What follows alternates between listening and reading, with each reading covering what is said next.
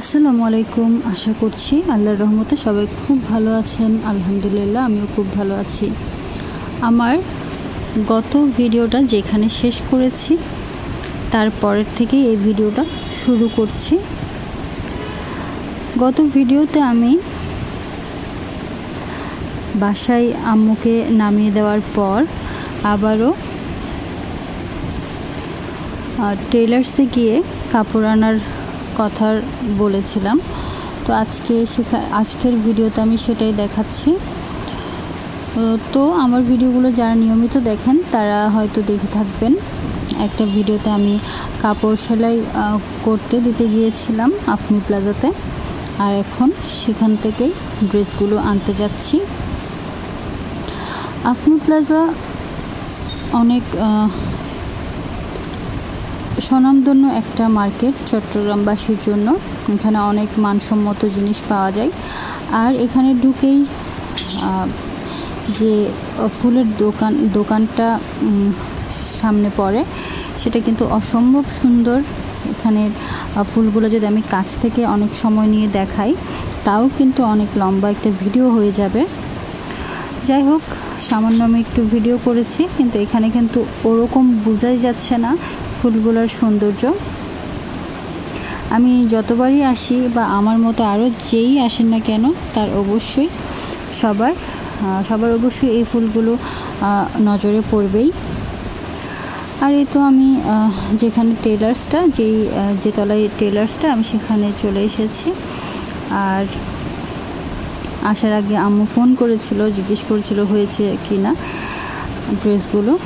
তো আঙ্কেল হয়েছে বলাতে সেখান থেকে আমি ড্রেসগুলো আনতে যাই। আর এই তো দেখতে পাচ্ছেন আঙ্কেল ড্রেসগুলো নামিয়ে দিচ্ছেন।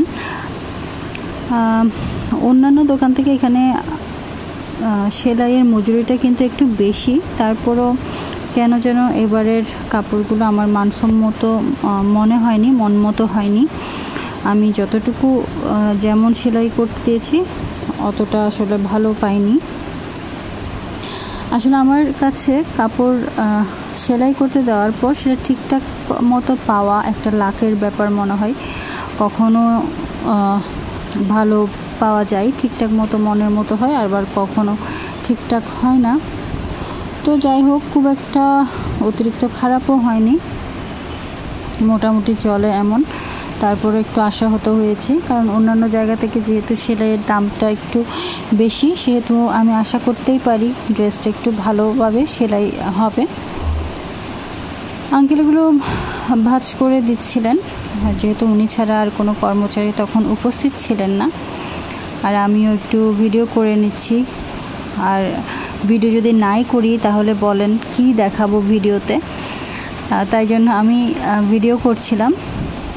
এত ভিডিও কি আসলে করা যায়? প্রতিদিন কত কাজ থাকে, সবগুলোর ভিডিও কিন্তু আসলে করা যায় না। আর আমি যদি ভিডিওই করতে থাকি তাহলে কাজগুলো করব কখন? তাই জন্যই আসলে আর ভিডিও করা হয় না। তো এই তো কাপড়গুলো নিয়ে ফেলেছি। সেদিন মনে হয় হিন্দুদের কোনো একটা অনুষ্ঠান ছিল। আফমি প্লাজার সামনে একটা বড় মন্দির আছে, সেটা খুব ভিড় ছিল সেখানে। আর তার জন্য গাড়ি পাওয়াটাও অনেক বেশি সমস্যা হয়ে পড়েছিল। যাই হোক, তাও মোটামুটি গাড়ি পেয়ে গিয়েছিলাম এবং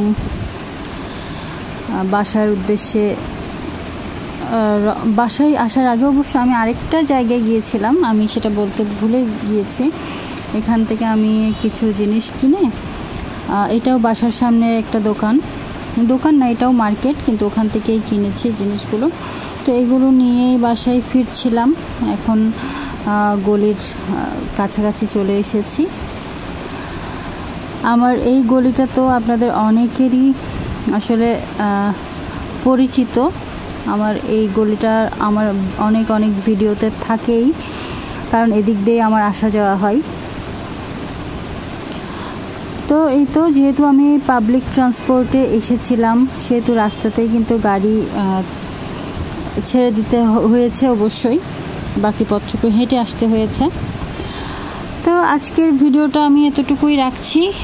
আমি ইনশাল্লাহ পরবর্তী ভিডিওতে আবার আপনাদের সামনে আসবো। আল্লাহ হাফেজ।